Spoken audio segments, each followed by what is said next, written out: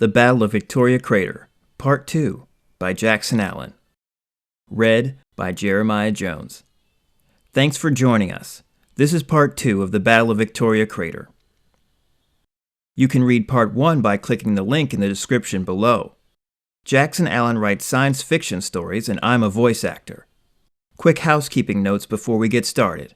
If you like what you hear, please take a moment to hit those like and subscribe buttons so you can hear when we put out new stories. You can purchase an ebook copy of The Battle of Victoria Crater at inkican.com/braintacos. If you'd like to hire me for voice acting, my Instagram handle is JeremiahJonesVO.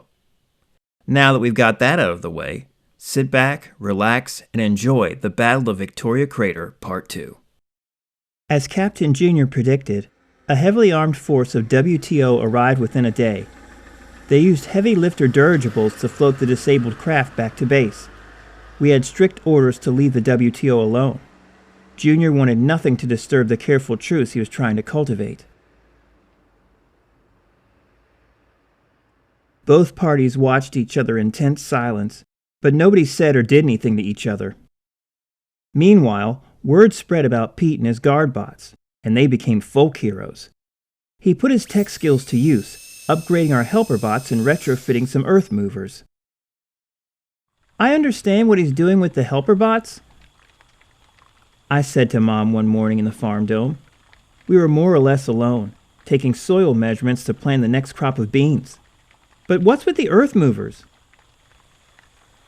Write this down, she ordered. pH range is 6.2 to 6.4.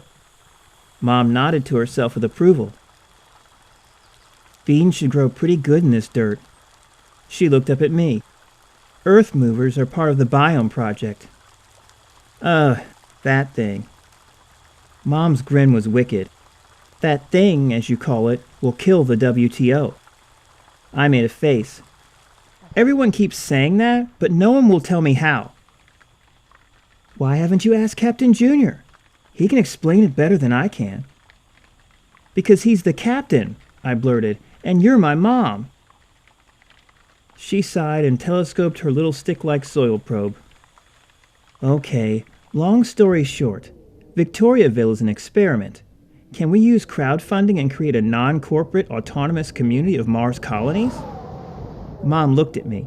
You know that part, right? I nodded. Mom toilet trained me with stories of how Victoriaville had started. So the entire time we're here, two things are happening. One, we're fighting to get more funding. Two, outside companies think our business model is disruptive. What does that mean? It means they think we're here to take over instead of just living our lives. That's crazy. That's just business, kiddo. That's the world they live in. It's part of why I left Earth. You can't live your life thinking everyone is either predator or prey. Unfortunately, some people feel that way no matter what planet they live on. I just thought it was about the land, I said. It's more than that, Mom answered. It's about the next step in human colonization. I screwed up my face at her. Mixing cow poop with the dirt is the next step in human colonization? Oh, shut up. Mom waved me off. It's time for your doctor's appointment anyway. Oh, yes. My physical with Dr. Ung. I hated those. He was writing a paper on child development on Mars. He subjected the only two kids of Victoriaville, me and Randy, to a battery of tests every fall. We called the process Pills and Pokes Day. It was awful. Blood work, MRIs, CAT scans, and awkward physical exams. An earthbound government had given him a grant to find out how human bodies develop on Mars. Dr. Ung explained the process every year like we didn't know. Humans took the nutrients we got on Earth for granted. If we want to terraform this planet, we have to be healthy. Whatever, I snorted. I just want to put my clothes back on, Randy added. We hated standing around the infirmary in our underwear. The MRI made me feel claustrophobic. When our lab results came back, the flavor of our food changed. The food compilers reviewed our data and introduced different nutrients into our meals. Dr. Ung said it made up for whatever we were missing. All I knew was that everything tasted gross. You'll get used to it, Dr. Ung said when we complained. We were getting dressed when Captain Junior entered into the infirmary. As you were, gentlemen, Junior said to us. To Dr. Ung, he said, meeting in 10 minutes. I've got numbers to analyze. Dr. Ung held up a tablet. Catch me up later. Negative. Junior shook his head. WTO is threatening to scrub the launch. We need to respond. What launch? I asked. Is this about the biome project? No, it's about cow poop. Captain Junior grinned. Why do you give us such a hard time? I wasn't going to let him distract me. Why do you keep not telling us about the biome project? Captain Junior shot Doc Ung a look. I thought you were going to start prescribing something to make him keep his mouth shut. I remember you suggesting it, Doc Ung said, typing on his tablet. I also remember ignoring your suggestion. Junior threw up his hands in defeat. Okay, fine. Let him sit in on the meeting. He pointed at me. Just remember, you are a guest, so you aren't participating. I gave him an innocent look. Who? Me? Captain Junior's meetings involved every adult in Victoriaville, except Pete. He busied himself repairing a hovercraft out in the shed. Randy and I weren't allowed to attend, usually, but today they let us join. It's like this, Junior said, activating the holo projector. A three-dimensional wireframe of a building complex appeared over our heads. The structure was massive, twice the size of Victoriaville. Some of it was above ground, but other parts were below. Despite Captain Junior's edict, I found myself saying, "It looks as big as Mon City." You got it. Junior nodded, shooting me a look. The Biome Project, the second phase of Victoriaville's Research Products Limited, is huge. A massive biosphere complex. When it's complete, we'll start growing and selling native Mars-grown building materials. We'll also be a stable, autonomous, and holistic human outpost on the surface of Mars. The view now switched to a large vehicle animation, breaking away from Earth orbit. Up until now, we've relied on WTO matter machines to make everything. So even though we don't get along, we're still their customers. VRPL is sending us new open source matter machines. Not only does it get us off of WTO technology, but it will also give us other capabilities too. Biomaterial reproduction, nanoparticle manufacturing. We'll be unstoppable. Then the view changed to an overhead map of the crater, with marks to show where the mercs launched attacks. That's why they're coming at us. They can't afford for us to succeed. You have bigger problems and you know it. Mr. Blake snorted from his spot near the front. Reports of caravans traveling toward us since yesterday. Someone muttered a curse word, but the captain just nodded. I know. What are you going to do about it? Captain Junior shook his head. There is not much I can do. They need to go back to their land, Mr. Blake insisted. I didn't come to Mars so I could be crowded together like I was back in New York. These are starving, desperate refugees, Dr. Ung said. Anything that looks like hope, they'll come at it like cattle to water. We're not set up for this. We could be overrun in a matter of days by refugees or the WTO. Captain Junior's face was grim. We know.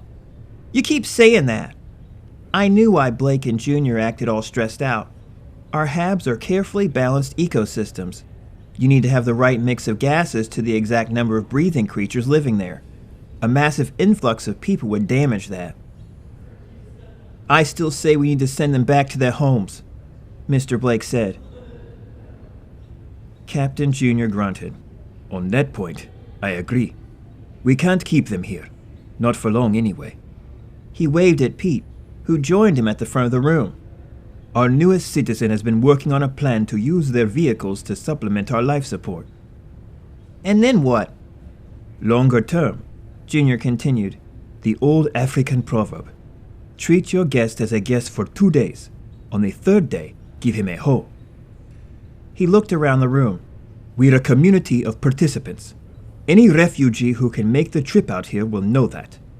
They also will want to go back to their original home, if there is one to go back to. And what if there isn't? It's only for a month, Jensen. Captain Junior said. Once the biome project arrives, we'll have the matter machines. We can make some extra HABs and Atmo processors before starting work on the complex. He looked around the room, making eye contact with each person. Whether we like it or not, this is a moment of destiny. It is up to us to decide how we want this story to be told later. The meeting ended early when we heard a chime from the Sentry Guard app that monitors our radar. Captain Junior reported some grim news. We have 2 big problems, maybe 3. Let's have them, Pete said. Junior nodded towards the horizon. We've got a caravan of refugees on their way. They should get here in an hour or so. Right behind them is another band of WTO mercs. You're sure? Yeah. We sent out a drone for visual confirmation. Randy got a good look at the ID plates right before they shot it down.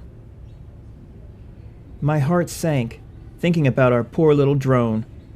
Bots are hard to come by out there, and our flying android had a friendly personality.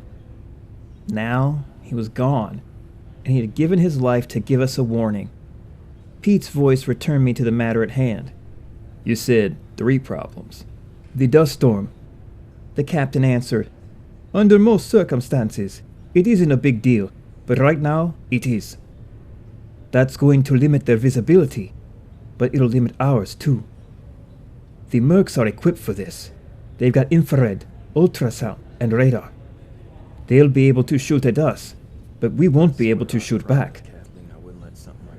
Pete muttered an oath. You could see a plan forming in his head. Sounds like we're in for a bad time, he said finally. Glad I got that bucket of bolts working. That's good news, but I'm not sure what we'll do with it. Don't you? Pete's smile was sad, resigned. I'll draw them off. With any luck. I can lead them right into the storm. They'll be disabled and distracted. It'll give you and the refugees a chance to dig in and defend yourselves. Pete, you can't do that, Junior argued. Those intakes aren't built to repel dust. You'll be stuck, same as them. You make a call over the open frequency, Pete went on, ignoring the captain's warning. Tell them that I'm on my way. With a little luck, the mercs will come right at me. What if they don't? That's the second part of this harebrained scheme. Pete snorted. As soon as the storm hits, turn off your transponder. They can't find you after that. This is a bad idea, Captain Junior said. He didn't want Pete to leave. To be honest, neither did I. Victoriaville had come to see our gunfighter as more than a protector. Tough and competent, he slayed our dragons with class and style. Now he was going out alone to face the dragon again, and Captain Junior knew it. Then I opened my mouth, leading Pete to hit us sideways with an even crazier notion. What about the refugees? I asked.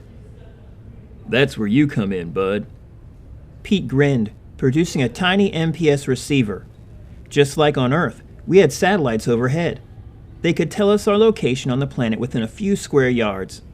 You rarely saw them. Most people relied on transponders since they were cheaper. You're coming with me. I'll drop you off, and you can lead the way home while I keep the mercs busy. My jaw dropped. What? Sure, why not? Pete cocked an eyebrow at me. You're smart, you're tough. Perfect time for you to make your bones. You can't be serious. Junior shook his head. His mom would kill me. We were both younger than he was when we first went to war, Pete said. I know. The captain nodded. I was just, trying to shield him from that life. This is the best option and you know it. Clock's running. Bad guys coming in. He's in danger either way. You can see that, can't you? I can. The captain said. The question is, with his mother. Pete snorted. Maybe you're safer with the mercenaries. Want to flip for it? Pass. Junior pointed me to the passenger seat. Hop in. The gunfighter tapped something on his wrist pad. Now the control of the androids passed to Junior. Leave the one guard at the picket line with the earth movers. You keep the guns and the other bot here. Does that thing still work? I asked, looking at the MPS. You'll find out soon enough. Pete closed the canopy, and we set off for the two groups of traveling humans. The old hovercraft had atmosphere, letting us remove our helmets. As we traveled, Captain Junior radioed to us. I'm setting up a private channel so that the three of us can talk privately, if necessary. Got it. Pete hollered over the noise of the engine. Then he cut the microphone off. Who would have thought? 60 years old, no guns, and no soldiers. And he still fights better than they do. Who? Junior? Exactly.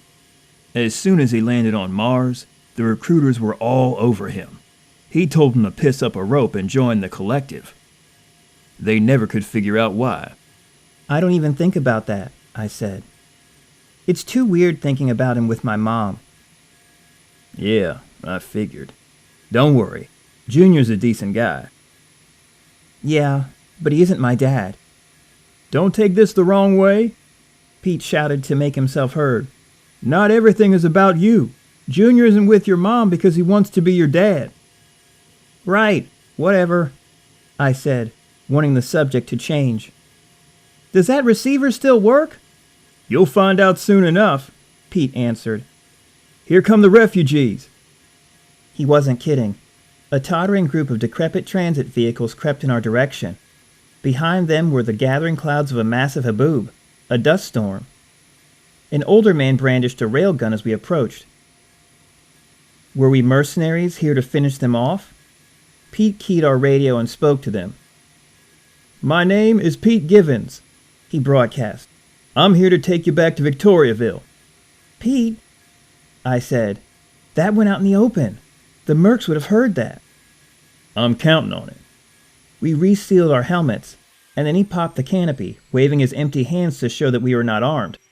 Neither of us had thought to bring a white flag. The refugees let us approach, and that's when I saw how bad things had been for them. Their transportation consisted of 3 broken-down farm haulers. The vehicles moved at a walking pace that let their ancient work bots keep up. The refugees wore patched-up EVA suits with cracked faceplates. 2 kids rode along in an emergency bag, one of those last-ditch oxygen tents. Another emergency bag contained a baby. They all stared at us with both hope and fear. Would we help them? Could we help them? Pete put their fears to rest. You're going along with us, he said into his headset. For those who had no radios, people relayed the message with a crude but effective method. They pressed their faceplates together and shouted back and forth. I know you're in bad shape. Victoriaville will help you. Martin will lead you back to the base where we have food and shelter. Then Pete switched over Captain Junior's private channel. You get all that? Junior's voice crackled back to us immediately. Yes, nice job. The other signals immediately turned to intercept as soon as they heard your voice. Sounds like the plan is working, Pete said. He gave my armored shoulder a punch. Good luck with the refugees. We'll have some war stories to tell each other after this is over. I still think this is a bad idea. Captain Junior radioed, and I knew why. Just like Earth, Mars has weather, and sometimes a downdraft will form. When that happens, cold air picks up our silt-like soil of a red planet and pushes it forward. It's not like a hurricane or tornado. You don't have to worry about rocks or debris hurting you. You just can't see. You can't move. Walls of choking, cloying dust, several miles high that block sunlight for hours or days. All you can do is dig in and wait it out. Equipment breaks down from dust contamination, We've all heard stories about getting lost, even dying, from losing your way in a haboob. No chance, boss, Pete said. We can't outrun them. The mercs want me. These people would just get caught in the crossfire. You go out there, and there's a good chance you aren't coming back. Then, I guess I'll have to die a hero, Pete said, closing the canopy. Revving the underpowered electric motor, the gunfighter set off into the gathering storm. Getting back was a nightmare, but that's only half the story. We started for home, only to break down 3 clicks into a 15-kilometer journey. The lead farm hauler fell into an unmapped crevice. I found out that the old guy with a gun had a name, Vic. He and I were the vehicle's only human passengers when it fell nose first into the crevice. Being farmers, they brought their livestock with them. I was nearly crushed by a life support cage containing a large pig. Flying sand and dust made it almost impossible to find every missing animal, but Vic insisted we try. Can't leave him out here, he said as we carried a long cage filled with chickens. It made sense, but it still wasn't fun. Together we grumbled through our difficult chore. The added load meant one thing. Any able-bodied individual with a functioning EVA suit had to walk. That included yours truly. Vic gave me 2 jobs. I had to break trail with the MPS unit. I also had to carry a baby in its emergency pack on my back. But wait, it gets better. My life support power almost died, so they gave me some batteries to keep my air system going. The batteries and the baby in the pack added to the bulk of my EVA suit. People will say that there's lower gravity on Mars, but so what? It feels like normal gravity when that's all you've ever known. Together, my passenger and I shed tears. We bucked through 12 kilometers of putting soft ground and flying sand. Don't look at me like that. This is the hardest thing I've ever had to do. The remaining farm haulers followed me as I broke trail. It took until the next morning to find a safe way through the hills toward home. I thought hauling rolls of plastic around the farm was tough work, but man, was I wrong. Tears rolled down my cheeks from the sheer effort of pushing through kilo after kilo, hour after hour. This was grinding hard work. The only distraction I had was thinking of Pete. Hopefully, he was doing better than we were.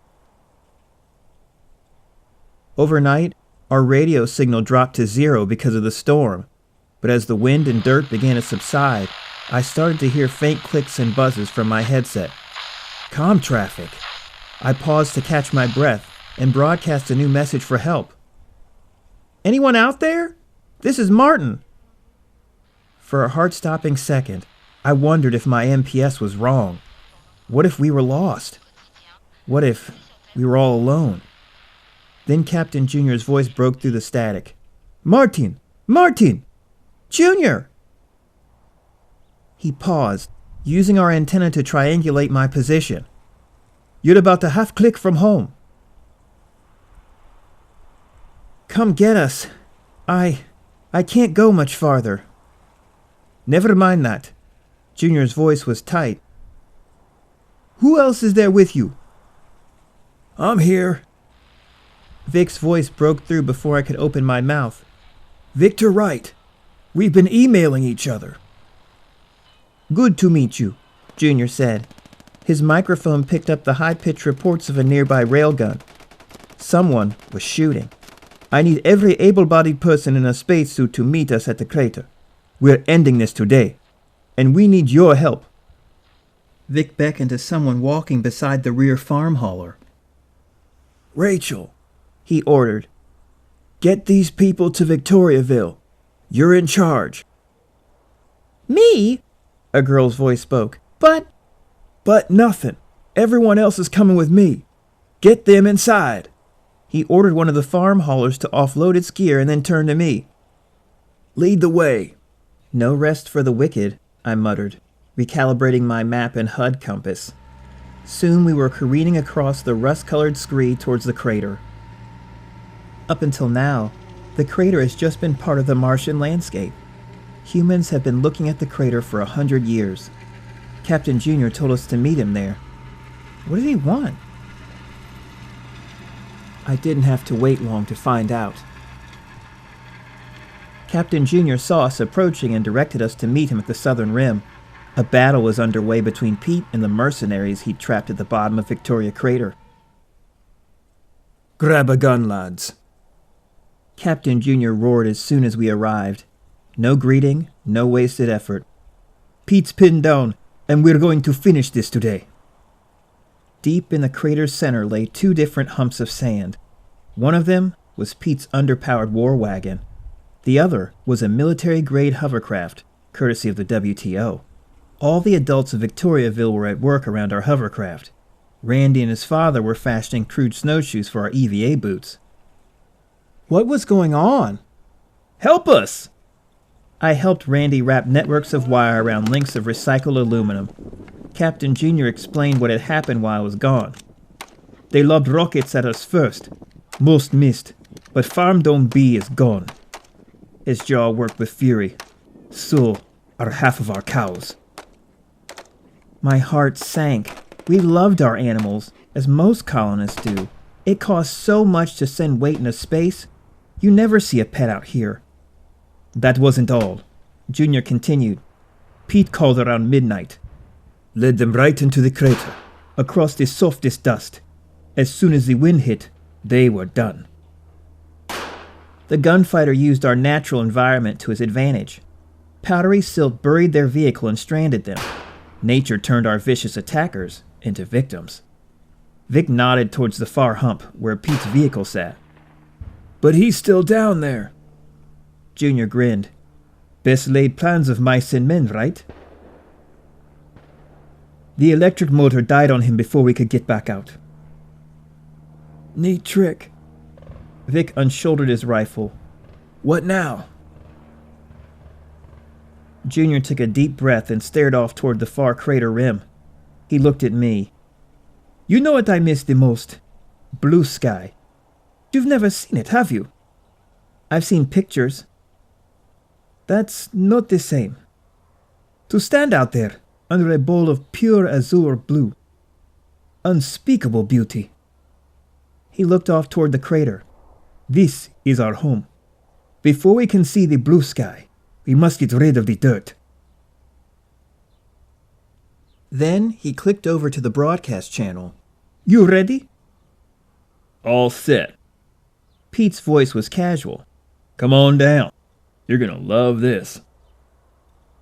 I looked at Captain Junior in confusion. What was going on? He was serious, but there was a slight twinkle in his eye. We used the jury-rig snowshoes to keep us above the dust. Junior led us down from the rim in a skirmish line. Long minutes later, we reached the remains of the mercenary's vehicle. Pete was waiting for us, covering a seated line of men in light armor, Mark 6 suits. In the nearby sand, I could see the glint of metal. Guardbot took a swipe at me, Pete said. Then he nodded a whiskered chin toward his captives. Third guy from the end. You can thank me later. I didn't recognize the man, but Junior did. He was old, older than Vic, and he was furious. He hadn't stopped glaring at us since we arrived, but it didn't seem to bother Captain Junior. He handed me his rifle and squatted until he was eye level with the angry man. Nice of you to pay a visit, Carlyle. Junior. The man grated. You're interfering with a criminal justice matter. Oh, is that what you call it? Junior called up a recording on his HUD screen, then he broadcast it to everyone nearby. We were treated to last night's feed, showing the rocket that ripped into our farm dome. You weren't gunning for a gunfighter. You came for us. That's what this says. Carlyle's mouth spasmed, like he wanted to say something, but couldn't make his jaw cooperate. One of the mercenaries leaned out, looking at his boss. Is that what the rocket was for? He looked to a second-seated figure. You were on the launcher. He gave me the coordinates, the second man said. I thought I was firing at the hovercraft. Junior's mouth was firm. You weren't. He looked at Carlyle. Anything to add? Protocol 1 is pretty clear about this. Indiscriminate attacks on civilians is forbidden. So is the indiscriminate destruction of food and water supplies. Wait. A third man said. The Geneva Convention? Yes. You're talking about a war crime. I didn't sign up for this. Exactly. Junior turned back to Carlyle. Trying to make history repeat itself. Provoke an attack so you can take over under the guise of restoring law and order? I can't help that Mars is a dangerous place, Carlyle said. We need leadership if we're going to survive as a species. Junior smiled. On that point, you and I agree. Just not your leadership. He stood back, addressing the mercenaries for the first time. I suspect that you were talked into coming out here. A long, awkward silence followed. Finally, a fourth man spoke up. He told us we were going after a rogue gunfighter. You didn't ask questions. He said he had private intel he couldn't share and that we needed to act to prevent violence. The fourth man shrugged helplessly. I needed the money, that's all I know. That's one, Captain Junior said. Anyone else? The second man spoke up. Mister, I'm just sorry about the rocket. I had no idea he was telling me to shoot at you. You didn't see where you were aiming. Man, the storm was closing in, and we were bouncing all over the place. I couldn't see the target, and I took his word. Shut up! Carlyle yelled. You say another word and you're out of a job. The mercenary shrugged. This isn't the job you hired me for anyway. I'm supposed to guard your family. Man, when we get back home, you're through. After all these months of service, your wife will be sorry to see me go. Carlyle jerked as if he had been stung. What's that supposed to mean? Knock it off, Junior ordered, as the merc gave him a wicked grin. Your domestic problems aren't my concern. He looked back at the newly unemployed man. So, he gave you the coordinates. You bet. Captain Junior grunted. That's 2. 2? I murmured. 2 what? Quiet, young man. Captain Junior stared coldly down at Carlyle. How many times have you sent men out here? Mr. Blake knew the answer. 4 or 5 times now? 4 or 5. Junior nodded. That's 3. Again, he squatted down in front of Ben Carlyle. You aren't coming back here. If I ever see your men south of Mon City, I'll use the video. You'll lose your franchise in a heartbeat. All that money your daddy gave you to set up here will be gone. We're going to be here next year and the next year after that. Find some other way to build your empire. He stood, taking his rifle back from me. Now it's time to give you 3. Get up. Carlyle grumbled as he got to his feet. What? Are you going to shoot me? No. Junior replied as he drove his rifle butt to Carlyle's side. He chose his spot well, avoiding anything that would damage the WTO leader's life support. That's 1. The older man fell to his knees, gasping in pain. Junior looked at Pete. I think I heard him say he's sorry. Is that what you heard? Pete nodded. Sounded about right. Like the captain, he knew something about battlefield justice.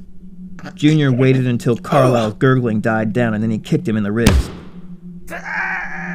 Carlyle cried out and collapsed into the powdery dirt, but Junior wasn't finished. He leaned down over the prostrate man, grabbed his helmet ring and shook it violently. That was 2. The third one happens if I ever see you here again. Junior rolled him over.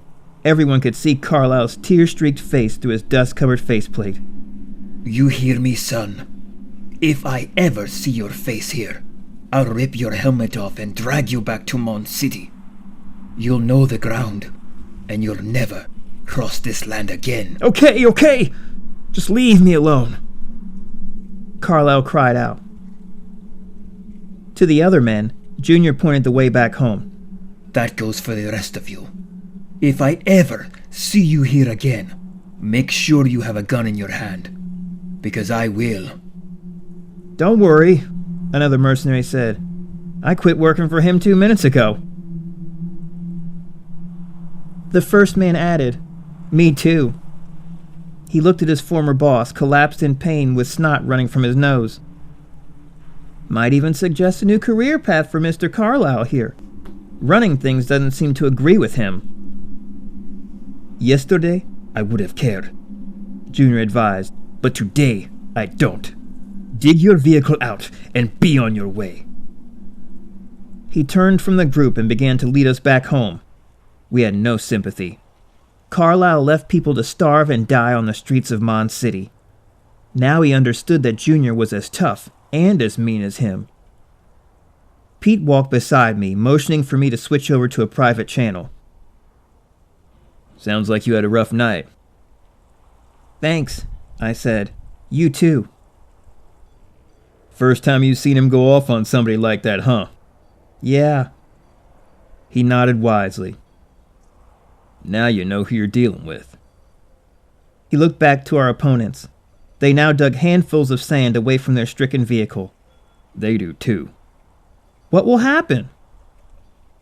"They were pretty dumb," Pete said. "Carlyle made a mistake, and he knows it. Hopefully, he won't make it again. Success is a hole you dig out of one shovelful at a time." He nodded wearily. "It's a big hole to dig." I wanted to say more, but exhaustion overtook me. Pete helped me stumble back up the slope where I could finally get indoors to let Mom see my face again. For the first time in many months, I saw her smile.